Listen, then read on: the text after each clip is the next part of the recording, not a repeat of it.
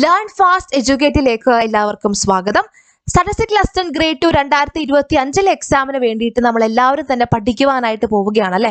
അതിൽ എല്ലാവർക്കും ഉള്ളൊരു സംശയമാണ്, ഏത് ജില്ലയിലേക്കാണ് നമ്മൾ അപേക്ഷിക്കേണ്ടത്, അല്ലെങ്കിൽ അപേക്ഷിച്ച് കഴിഞ്ഞവർക്ക് അറിയേണ്ട ചില കാര്യങ്ങളുണ്ട്. ആ ജില്ലയിൽ നിയമനം കിട്ടുവാനായിട്ടുള്ള സാധ്യതകൾ എത്രത്തോളമാണ്. ഈ ഒരൊറ്റ വീഡിയോയിൽ തന്നെ നമ്മൾ കോഴിക്കോട് ജില്ലയിലെ സ്റ്റാറ്റിസ്റ്റിക്കൽ അസിസ്റ്റന്റ് ഗ്രേഡ് 2 നിയമന സാധ്യതകൾ എത്രത്തോളമാണെന്നാണ് അനലൈസ് ചെയ്യുവാനായിട്ട് പോകുന്നത്. ശ്രദ്ധിക്കുക, ഈ ഒരു വീഡിയോ കോഴിക്കോട് അപ്ലൈ ചെയ്തവർക്ക് വേണ്ടി മാത്രമുള്ള വീഡിയോ അല്ല, അപ്ലൈ ചെയ്യാൻ പോകുന്നവർക്കും അപ്ലൈ ചെയ്യണോ വേണ്ടയോ എന്ന് സംശയത്തിൽ നിൽക്കുന്നവർക്കും വേണ്ടിയുള്ള ഒരു വീഡിയോ ആണ് കേട്ടോ. ഇതുപോലെ തന്നെ എല്ലാ ജില്ലകളുടെയും വീഡിയോ നമ്മുടെ യൂട്യൂബ് ചാനലിൽ അപ്ലോഡ് ചെയ്തിട്ടുണ്ട്.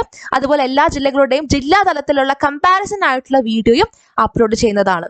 അപ്പോൾ ഈ ഒരു വീഡിയോ നിങ്ങളുടെ കോഴിക്കോടുള്ള എല്ലാ സുഹൃത്തുക്കൾക്കും ഷെയർ ചെയ്ത് കൊടുക്കുവാനായിട്ട് മറക്കരുത്. അപ്പോൾ നമുക്ക് കോഴിക്കോട് ജില്ലയിലെ ഡീറ്റെയിൽസിലേക്ക് കടക്കാം. കോഴിക്കോട് ജില്ലയിലെ കഴിഞ്ഞ തവണത്തെ സ്റ്റാറ്റിസ്റ്റിക്കൽ അസിസ്റ്റന്റ് ഗ്രേഡ് 2 പരീക്ഷയ്ക്ക് വേണ്ടിയിട്ട് അപ്ലൈ ചെയ്തവരുടെ എണ്ണം എന്ന് പറയുന്നത് 4330 പേരാണ്. വെറും 4330 പേര് മാത്രമാണ് കോഴിക്കോട് ജില്ലയിൽ ഈ ഒരു പരീക്ഷയ്ക്ക് വേണ്ടിയിട്ട് കഴിഞ്ഞ തവണ അപ്ലൈ ചെയ്തത്. അതിൽ തന്നെ എത്ര പേരായിരുന്നു കൺഫർമേഷൻ നൽകിയത്? ഈ ഒരു 4330 എന്ന് പറയുന്നത് ആപ്ലിക്കേഷന്റെ എണ്ണമാണ്. അതിൽ കൺഫർമേഷൻ നൽകിയവരുടെ എണ്ണം എന്ന് പറയുന്നത് 2608. വെറും 2608 പേര് മാത്രമാണ് കൺഫർമേഷൻ നൽകിയത്. എന്താണ് ഈ കൺഫർമേഷൻ നൽകുക എന്ന് പറഞ്ഞാൽ, ആദ്യമായിട്ട് PSC പരീക്ഷ എഴുതുന്നവർക്ക് ഒരു കൺഫ്യൂഷൻ ഉള്ള ഒരു കാര്യമാണ്. നമ്മുടെ ഈ ഒരു എക്സാമിന് 1-2 മാസം മുൻപായിട്ട് തന്നെ എക്സാം ഡേറ്റും സിലബസും ഒക്കെ പറഞ്ഞുകൊണ്ട് കൺഫർമേഷൻ നൽകൂ എന്ന് പറഞ്ഞ PSCയുടെ ഒരു മെസ്സേജ് നമ്മുടെ PSC പ്രൊഫൈലിൽ വരും. അപ്പോൾ നമ്മൾ PSC പ്രൊഫൈലിൽ ലോഗിൻ ആയിട്ട് ഈ ഒരു കൺഫർമേഷൻ കൊടുക്കേണ്ടതായിട്ടുണ്ട്, കൺഫർമേഷൻ നൽകേണ്ടതായിട്ടുണ്ട്. അതായത് നമ്മൾ ഈ ഒരു പരീക്ഷ എഴുതുവാനായിട്ട് വന്നിരിക്കുമെന്നൊരു ഉറപ്പ് നൽകേണ്ടതായിട്ടുണ്ട്. ഈ ഒരു കൺഫർമേഷൻ നമ്മൾ കൊടുത്താൽ മാത്രമേ നമുക്ക് എക്സാം എഴുതുവാനായിട്ട് സാധിക്കുകയുള്ളൂ. പ്രത്യേകം ശ്രദ്ധിക്കുക, കൺഫർമേഷൻ നമ്മൾ നൽകേണ്ടതായിട്ടുണ്ട്. കൺഫർമേഷൻ നൽകാത്ത പക്ഷം നമ്മൾക്ക് എക്സാം എഴുതുവാനായിട്ട് സാധിക്കില്ല. അങ്ങനെ എക്സാം എഴുതാൻ പറ്റാതെ പോയിട്ടുള്ള കുറച്ച് പേര് അറിയാട്ടോ. അപ്പോൾ അങ്ങനെയുള്ള അബദ്ധങ്ങളൊന്നും തന്നെ നിങ്ങൾക്ക് പറ്റരുത്. അപ്പൊ എല്ലാവരും ശ്രദ്ധിക്കുക, ഇടയ്ക്കിടയ്ക്ക് ആ ഒരു സമയമാകുമ്പോഴേക്കും PSC പ്രൊഫൈൽ ചെക്ക് ചെയ്യുക. ഈ കൺഫർമേഷൻ നൽകുവാനായിട്ടുള്ള മെസ്സേജ് വരുമ്പോൾ തന്നെ അതുമായിട്ട് ബന്ധപ്പെട്ട കാര്യങ്ങളൊക്കെ നമ്മളുടെ യൂട്യൂബിലും അതുപോലെ ടെലിഗ്രാം ഗ്രൂപ്പിലൊക്കെ അറിയിക്കുന്നതായിരിക്കും കേട്ടോ. അപ്പോൾ അങ്ങനെ നമ്മുടെ ഒരു പരീക്ഷയ്ക്ക് വേണ്ടിയിട്ട് അപ്ലൈ ചെയ്തവരുടെ എണ്ണമാണ് 4330. അതിൽ കൺഫർമേഷൻ നൽകിയത് 2608 ആയിരുന്നു.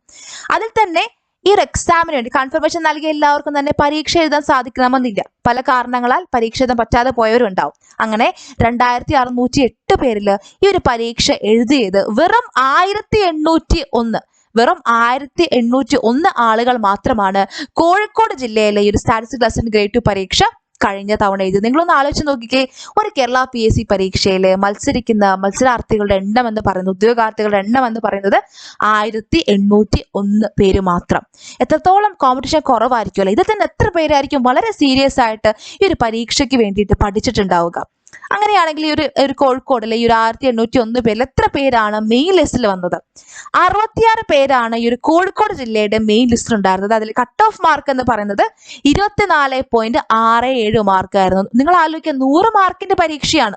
ഈ 100 മാർക്കിന്റെ പരീക്ഷയിലെ കട്ട് ഓഫ് മാർക്ക് എന്ന് പറയുന്നത് 24.67 മാർക്കായിരുന്നു. അതിൽ ഹയസ്റ്റ് മാർക്ക് 46.67 മാർക്കും. അപ്പൊ എത്ര പേർക്കാണ് കോഴിക്കോട് ജില്ലയിൽ ഇതുവരെ അഡ്വൈസുകൾ പോയിട്ടുള്ളത്? 35 അഡ്വൈസുകളാണ് ഇതുവരെ കോഴിക്കോട് ജില്ലയിൽ നിന്ന് പോയിട്ടുള്ളത് സ്റ്റാറ്റിസ്റ്റിക്കൽ അസിസ്റ്റന്റ് ഗ്രേഡ് 2 ആ ഒരു തസ്തികയ്ക്ക് വേണ്ടിയിട്ട്. അപ്പോൾ നമ്മൾ അഡ്വൈസുകളുടെ എണ്ണം നോക്കിയാലും ആപ്ലിക്കേഷന്റെ എണ്ണം നോക്കിയാലും എക്സാം എഴുതുന്നവരുടെ എണ്ണം നോക്കിയാലും എല്ലാം തന്നെ ഇതുപോലെയുള്ള ഒരു പരീക്ഷ നിങ്ങൾക്ക് മറ്റെവിടെയും കാണാൻ സാധിക്കില്ല. നമുക്കറിയാം, ജനറൽ PSC പരീക്ഷയ്ക്ക് ലക്ഷക്കണക്കിന് ആളുകളാണ് ഒരു പരീക്ഷയ്ക്ക് വേണ്ടി പഠിക്കുന്നതും എക്സാം എഴുതുന്നതും ഒക്കെ അല്ലേ. അത് വെച്ച് നോക്കിയാൽ ഇതുപോലുള്ള ഈസി ആയിട്ടുള്ള ഒരു പരീക്ഷ ആപ്ലിക്കേഷൻ എത്രത്തോളം കുറവാണ്. ആപ്ലിക്കൻസിന്റെ എണ്ണം നോക്കി എത്ര പേര് എക്സാം എഴുതുക, ഇതിന് എത്ര പേരെ നന്നായിട്ട് പഠിക്കുക. അപ്പൊ എല്ലാം കൂടെ നോക്കിയാലും ഇതുപോലെയുള്ള ഒരു പരീക്ഷ നിങ്ങൾക്ക് മറ്റെവിടെയും കാണാൻ സാധിക്കില്ല. മറ്റൊരു പരീക്ഷ ഇതുപോലെ ഇല്ല. അപ്പോൾ ഈ ഒരു അവസരം നിങ്ങൾ നന്നായിട്ട് തന്നെ പ്രയോജനപ്പെടുത്തുക കേട്ടോ. അപ്പൊ ഈ 2025 സ്റ്റാറ്റിസ്റ്റിക്കൽ അസിസ്റ്റന്റ് ഗ്രേഡ് 2 പരീക്ഷ നമുക്കൊരു 6 മാസം സമയമുണ്ട് പഠിക്കാനായിട്ട്. ഇപ്പോഴേ തന്നെ ഈ ഒരു പരീക്ഷയ്ക്ക് വേണ്ടിയിട്ട് നിങ്ങൾ ആത്മാർത്ഥമായിട്ട് പരിശ്രമിച്ച് തുടങ്ങുക. ഇനി നമുക്ക് കോഴിക്കോടിലെ മെയിൻ ലിസ്റ്റിലേക്ക് കടക്കാം. ജനറൽ കാറ്റഗറിയിൽ നിന്ന് എത്ര പേരാണ് മെയിൻ ലിസ്റ്റിൽ ഉണ്ടായിരുന്നത്? 14 പേരാണ് ജനറൽ കാറ്റഗറിയിൽ നിന്നും മെയിൻ ലിസ്റ്റിൽ ഉണ്ടായിരുന്നത്. അതിലെ ഹയസ്റ്റ് മാർക്ക്, ജനറൽ കാറ്റഗറി ഉള്ളവരിൽ ഹയസ്റ്റ് മാർക്ക് 46.67 മാർക്കും ലോവസ്റ്റ് മാർക്ക് 24.67 മാർക്കുമാണ്. അതുപോലെ ഇടവ തീയ ബിലവ റിസർവേഷൻ ഉള്ളവരിൽ 28 പേരാണ് മെയിൻ ലിസ്റ്റിൽ ഇൻക്ലൂഡ് ആയിട്ടുണ്ടായിരുന്നത്. അതിൽ തന്നെ ഹയസ്റ്റ് മാർക്ക് 35 മാർക്കായിരുന്നു, ലോവസ്റ്റ് മാർക്ക് 24.67 മാർക്കായിരുന്നു. SC ST കാറ്റഗറിയിൽ ആരും തന്നെ മെയിൻ ലിസ്റ്റിൽ ഉണ്ടായിരുന്നില്ല. അതുപോലെ മുസ്ലിം റിസർവേഷൻ ഉള്ളവരിൽ 16 പേരായിരുന്നു കോഴിക്കോട് മെയിൻ ലിസ്റ്റിൽ ഉണ്ടായിരുന്നത്. അതുപോലെ ഹയസ്റ്റ് മാർക്ക് ആ ഒരു മുസ്ലിം റിസർവേഷൻ ഉള്ളവരിൽ തന്നെ ഹയസ്റ്റ് മാർക്ക് 37 മാർക്കും ലോവസ്റ്റ് മാർക്ക് 24.67 മാർക്കുമാണ്. അതുപോലെ LC കാറ്റഗറി ആയാലും SIUC നാടാർ, SCGC, അതുപോലെ ഹിന്ദു നാടാർ ഈ കാറ്റഗറിയിൽ ആരും തന്നെ മെയിൻ ലിസ്റ്റിൽ ഉൾപ്പെട്ടിട്ടുണ്ടായിരുന്നില്ല. അതുപോലെ OBC കാറ്റഗറിയിൽ 5 പേരായിരുന്നു മെയിൻ ലിസ്റ്റിൽ ഉണ്ടായിരുന്നത്. അതിൽ ഹയസ്റ്റ് മാർക്ക് 40ഉം ലോവസ്റ്റ് മാർക്ക് 25.67മാണ്. വിശ്വകർമ്മ റിസർവേഷൻ ഉള്ളവരിൽ 2 പേര് മെയിൻ ലിസ്റ്റിൽ ഉണ്ടായിരുന്നു. അതിൽ ആദ്യത്തെ ഹയസ്റ്റ് മാർക്ക് 33.67 മാർക്കും ലോവസ്റ്റ് മാർക്ക് 25.33 മാർക്കുമാണ്. അതുപോലെ ധീവര കാറ്റഗറിയുള്ള ധീവര റിസർവേഷനുള്ള ഒരാളായിരുന്നു മെയിൻ ലിസ്റ്റിൽ ഉണ്ടായിരുന്നത്. അതിൽ അയാളുടെ മാർക്ക് എന്ന് പറയുന്നത് 35 മാർക്കാണ്. ബാക്കിയുള്ള ഇവിടെ കൊടുത്ത റിസർവേഷൻ കാറ്റഗറിയിൽ ഒന്നും തന്നെ ആരും തന്നെ മെയിൻ ലിസ്റ്റിൽ ഉണ്ടായിരുന്നില്ല കേട്ടോ. അതുപോലെ സപ്ലിമെന്ററി ലിസ്റ്റിലേക്ക് വന്നു കഴിഞ്ഞാൽ ഓരോ റിസർവേഷൻ കാറ്റഗറിയുടെയും സപ്ലിമെന്ററി ലിസ്റ്റിൽ എത്ര പേര് ഇൻക്ലൂഡ് ആയിട്ടുണ്ടായിരുന്നു, ആ ലിസ്റ്റിൽ തന്നെ ഹയസ്റ്റ് മാർക്ക് എത്രയാണ്, ലോവസ്റ്റ് മാർക്ക് എത്രയാണെന്നാണ് നമ്മൾ നോക്കാനായിട്ട് പോകുന്നത്. ഇടവത്തയ്യ ബില്ലവയുടെ റിസർവേഷൻ കാറ്റഗറിയുടെ സപ്ലിമെന്ററി ലിസ്റ്റിൽ 15 പേരായിരുന്നു ഉണ്ടായിരുന്നത്. ആ സപ്ലിമെന്ററി ലിസ്റ്റിലെ ഹയസ്റ്റ് മാർക്ക് 24 മാർക്കും ലോവസ്റ്റ് മാർക്ക് 21.67 മാർക്കുമാണ്. നമുക്കറിയാം നമ്മുടെ കോഴിക്കോടത്തെ കട്ട് ഓഫ് എന്ന് പറയുന്നത് 24.67 ആയിരുന്നു അല്ലെ. അപ്പൊ 24.67 താഴെ മാർക്കുള്ളവരാണ് ഈ സപ്ലിമെന്ററി ലിസ്റ്റിൽ ഉൾപ്പെടുക. അപ്പോൾ അങ്ങനെ ഹയസ്റ്റ് മാർക്ക് 24ഉം അതുപോലെ ലോവസ്റ്റ് മാർക്ക് 21.67 ആയിരുന്നു. അതുപോലെ SC കാറ്റഗറിയിൽ സപ്ലിമെന്ററി ലിസ്റ്റിൽ 9 പേരായിരുന്നു ഉണ്ടായിരുന്നത്. അതിൽ ഹയസ്റ്റ് മാർക്ക് 19.67ഉം ലോവസ്റ്റ് മാർക്ക് 14 മാർക്കുമാണ്. ST കാറ്റഗറിയിൽ 9 പേരുടെ ലിസ്റ്റ് ആയിരുന്നു ഉണ്ടായിരുന്നത്. മുസ്ലിം വിഭാഗത്തിൽ 13 പേരുടെ ലിസ്റ്റ് ആയിരുന്നു ഉണ്ടായിരുന്നത്. LC വിഭാഗത്തിലെ 5 പേരുടെ ലിസ്റ്റ് ആയിരുന്നു. OBC കാറ്റഗറിയുടെ 5 പേരുടെ ലിസ്റ്റ് ആയിരുന്നു. അങ്ങനെ എല്ലാ ഡീറ്റെയിൽസും എല്ലാ റിസർവേഷൻ കാറ്റഗറിയിലും എത്ര പേരാണ് സപ്ലിമെന്ററി ലിസ്റ്റിൽ ഇൻക്ലൂഡ് ആയിട്ടുണ്ടായിരുന്നത്, അതിൽ തന്നെ ആ ലിസ്റ്റ് തന്നെ ഹയസ്റ്റ് മാർക്ക് എത്രയാണ്, ലോവസ്റ്റ് മാർക്ക് എത്രയാണെന്ന് ഒരു ടേബിളിൽ കൊടുത്തിട്ടുണ്ട് കേട്ടോ. അപ്പൊ നിങ്ങൾക്ക് നിങ്ങളുടെ റിസർവേഷൻ ഏതാണോ അതുമായിട്ട് ബന്ധപ്പെട്ടുള്ള ആ ഒരു ഡാറ്റ നിങ്ങൾക്ക് നോട്ട് ചെയ്ത് വെക്കാവുന്നതാണ് കേട്ടോ. അതുപോലെ ഡിഫറൻറ്റ്ലി ഏബിൾഡ് കാറ്റഗറിയുടെ സപ്ലിമെന്ററി ലിസ്റ്റിൽ ലോ വിഷൻ കാറ്റഗറിയിൽ ഒരാളായിരുന്നു ലിസ്റ്റിൽ ഉണ്ടായിരുന്നത്. ആളുടെ മാർക്ക് 7 മാർക്കായിരുന്നു. ഹിയറിംഗ് ഇമ്പയർമെന്റിലും ഒരാളുണ്ടായിരുന്നു. അതുപോലെ ലോക്കോമോട്ടീവ് ഡിസബിലിറ്റി സെൽവൽ പ്ലാസി വിഭാഗത്തിൽ 3 പേരുണ്ടായിരുന്നു. അപ്പൊ അവരുടെ ഹയസ്റ്റ് മാർക്ക് ലോവസ്റ്റ് മാർക്കൊക്കെ ഒരു ടേബിളിൽ കൊടുത്തിട്ടുണ്ട് കേട്ടോ. നിങ്ങൾക്ക് പരിശോധിക്കാം. അപ്പൊ നിങ്ങളുടെ റിസർവേഷൻ ഏതാണോ അതുമായിട്ട് ബന്ധപ്പെട്ടുള്ള കാര്യങ്ങൾ നിങ്ങളൊന്ന് നോട്ട് ചെയ്ത് വെക്കുക. അപ്പോൾ കോഴിക്കോട് ജില്ലയിലെ മെയിൻ ലിസ്റ്റിലും സപ്ലിമെന്ററി ലിസ്റ്റിലും ഓരോ റിസർവേഷൻ കാറ്റഗറിയിൽ നിന്നും ഉൾപ്പെട്ട കാൻഡിഡേറ്റ്സിന്റെ എണ്ണം, അതുപോലെ അവരുടെ ഹയസ്റ്റ് മാർക്ക്, ലോവസ്റ്റ് മാർക്ക് എന്നീ വിവരങ്ങളെ കുറിച്ച് നിങ്ങൾക്ക് ഒരു ഐഡിയ കിട്ടിയെന്ന് വിശ്വസിക്കുന്നു. ഇനി നമ്മൾ നോക്കാനായിട്ട് പോകുന്നത് അഡ്വൈസ് ഡീറ്റെയിൽസ് ആണ്.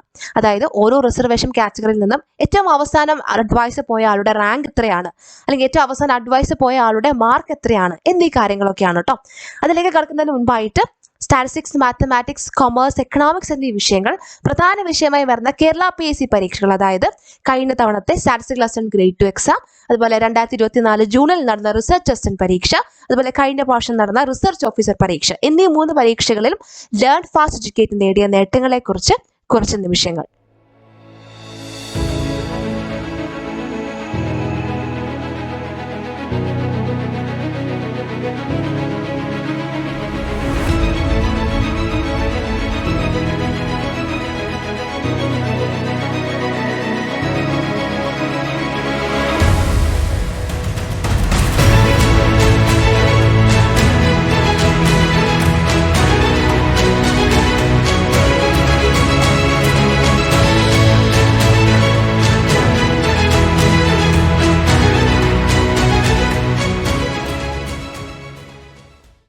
ഇനി അഡ്വൈസ് ഡീറ്റെയിൽസിലേക്ക് നമുക്ക് കടക്കാം.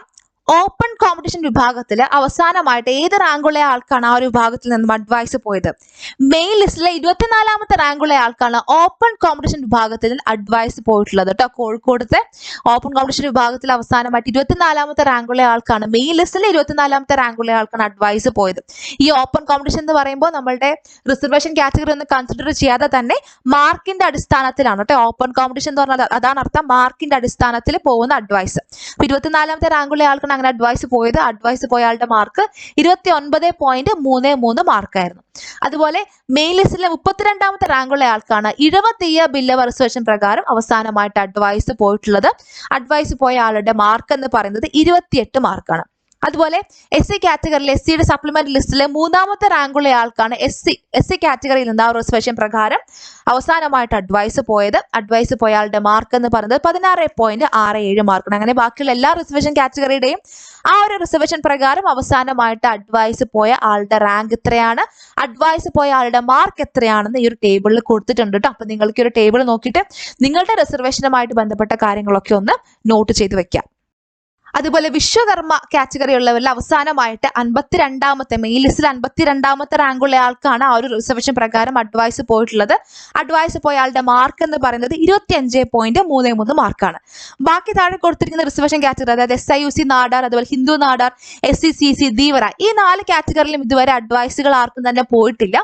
PSCയുടെ ഒരു റൊട്ടേഷൻ ചാർട്ട് ഉണ്ട്. റൊട്ടേഷൻ ചാർട്ട് പ്രകാരമായിരിക്കും ഓരോ റിസർവേഷൻ ഉള്ളവരിലേക്കും അഡ്വൈസ് പോവുക കേട്ടോ. അപ്പൊ അവരുടെ ഊഴം വരുന്നതിനനുസരിച്ചായിരിക്കും ആ അഡ്വൈസുകൾ പോകുന്നത്. അതുപോലെ ഡിഫറൻറ്റ്ലി ഏബിൾഡ് കാറ്റഗറിയിൽ ലോവഷൻ കാറ്റഗറിയിലെ സപ്ലിമെന്ററി ലിസ്റ്റിലെ ആദ്യത്തെ റാങ്കുള്ള ആൾക്കാണ് അവസാനമായിട്ട് അഡ്വൈസ് പോയത്. അതുപോലെ ഹിയറിംഗ് ഇമ്പയർമെന്റ് കാറ്റഗറിയിൽ സപ്ലിമെന്ററി ലിസ്റ്റിലെ ആദ്യത്തെ റാങ്കുള്ള ആൾക്കാണ് അവസാനമായിട്ട് അഡ്വൈസ് പോയത്. ലോക്കോമോട്ടീവ് ഡിസബിലിറ്റി സെറിബ്രൽ പാൾസി വിഭാഗത്തിൽ ഇതുവരെ അഡ്വൈസുകളൊന്നും പോയിട്ടില്ല. അവരുടെ റൊട്ടേഷൻ ചാർട്ട് പ്രകാരം ആ ഒരു ഊഴം വരുന്നതിനനുസരിച്ചായിരിക്കും ഒരു അഡ്വൈസ് പോവുക കേട്ടോ. അപ്പൊ നിങ്ങളുടെ റിസർവേഷനുമായിട്ട് ബന്ധപ്പെട്ട കാര്യങ്ങളൊക്കെ നോട്ട് ചെയ്തു എന്ന് വിശ്വസിക്കുന്നു. അപ്പോൾ ഈ ഒരു വീഡിയോയിൽ നമ്മൾ കോഴിക്കോട് ജില്ലയിലെ ഡീറ്റെയിൽസ് ആണ് കണ്ടത് അല്ലെ. എത്ര ഒരു പരീക്ഷ എഴുതി, എത്ര ഒരു കൺഫർമേഷൻ നൽകി, എത്ര ഒരു എക്സാം എഴുതി, വെറും 1801 ആളുകൾ മാത്രമാണ് കോഴിക്കോട് ജില്ലയിൽ സ്റ്റാറ്റിസ്റ്റിക്കൽ അസിസ്റ്റന്റ് പരീക്ഷ കഴിഞ്ഞ തവണ എഴുതിയത്. എത്രത്തോളം കോമ്പറ്റീഷൻ കുറവാണ് അല്ലെ.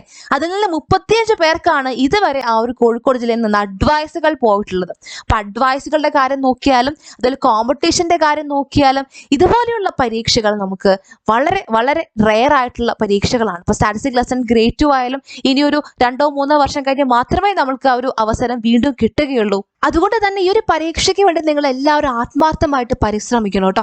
നന്നായിട്ട് പഠിക്കുക. നമുക്കൊരു 6 മാസം മുൻപിലുണ്ട്. എല്ലാ ദിവസവും നമ്മളുടെ ആ ഒരു ജില്ലയുടെ റാങ്ക് ലിസ്റ്റ് പബ്ലിഷ് ചെയ്യുന്ന സമയത്ത് നിങ്ങളുടെ രജിസ്റ്റർ നമ്പറും നിങ്ങളുടെ പേരും ആ ഒരു ടോപ്പ് റാങ്കിൽ തന്നെ ഉണ്ടാവണം എന്നുള്ള ഒറ്റ ലക്ഷ്യത്തിൽ നിങ്ങൾ നന്നായിട്ട് പഠിക്കുക. ഈ ഒരു 6 മാസക്കാലം നിങ്ങൾ ആത്മാർത്ഥമായിട്ട് പരിശ്രമിച്ചു കഴിഞ്ഞാൽ ഉറപ്പായിട്ടും നിങ്ങൾക്ക് ആ ഒരു ലിസ്റ്റിൽ ഏറ്റവും ടോപ്പ് റാങ്കിലേക്ക് എത്തുവാനായിട്ട് സാധിക്കും. അപ്പോൾ എങ്ങനെയാണ് നമ്മൾ ഈ ഒരു പരീക്ഷയ്ക്ക് വേണ്ടി പഠിക്കേണ്ടത്, തയ്യാറെടുക്കേണ്ടത്? സബ്ജക്ട് ബേസ്ഡ് എക്സാമുകളിൽ, അതായത് പ്രത്യേകമായിട്ടും സ്റ്റാറ്റിസ്റ്റിക്സ്, മാത്തമാറ്റിക്സ്, കൊമേഴ്സ്, എക്കണോമിക്സ് എന്നീ വിഷയങ്ങൾ പ്രധാന വിഷയമായി വരുന്ന സബ്ജക്ട് ബേസ്ഡ് എക്സാമുകളിൽ PSC ചോദ്യങ്ങൾ ചോദിക്കുന്ന ഒരു രീതിയുണ്ട്. ആ ഒരു രീതി മനസ്സിലാക്കിക്കൊണ്ട് വേണം നമ്മൾ പഠിക്കുവാനായിട്ട്. ആ ഒരു രീതി മനസ്സിലാക്കി അനലൈസ് ചെയ്തുകൊണ്ടാണ് ലേൺ ഫാസ്റ്റ് എഡ്യൂക്കേറ്റഡ് എല്ലാ ക്ലാസ്സുകളും എല്ലാ മോക്ക് ടെസ്റ്റുകളും പ്രിപ്പയർ ചെയ്തിരിക്കുന്നത്. അതിന്റെ ഒരു തെളിവാണ് 2024 ജൂണിൽ നടന്ന റിസർച്ച് അസിസ്റ്റന്റ് പരീക്ഷ. ആ ഒരു പരീക്ഷയിൽ ഇതേപോലെ തന്നെ സ്റ്റാറ്റിസ്റ്റിക്സ്, മാത്തമാറ്റിക്സ്, കൊമേഴ്സ്, എക്കണോമിക്സ് ആയിരുന്നു പ്രധാന വിഷയങ്ങളായിട്ട് പഠിക്കുവാനായിട്ടുണ്ടായിരുന്നത്.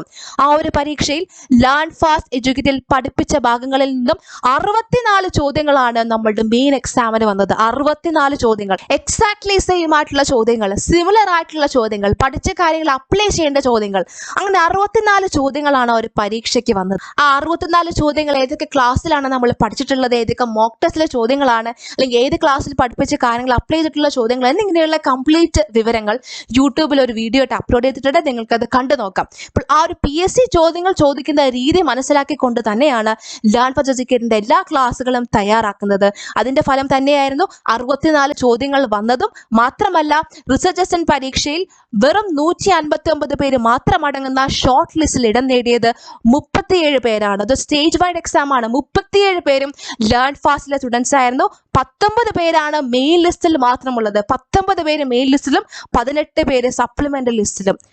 അതുപോലെ 2022 സ്റ്റാറ്റിസ്റ്റിക്കൽ അസിസ്റ്റന്റ് ഗ്രേഡ് 2 പരീക്ഷയിൽ ലേൺ ഫാസ്റ്റ് എഡ്യൂക്കേറ്റിൽ നിന്നും 55 റാങ്ക് ഹോൾഡേഴ്സ് ആണ് ഉണ്ടായിരുന്നത്.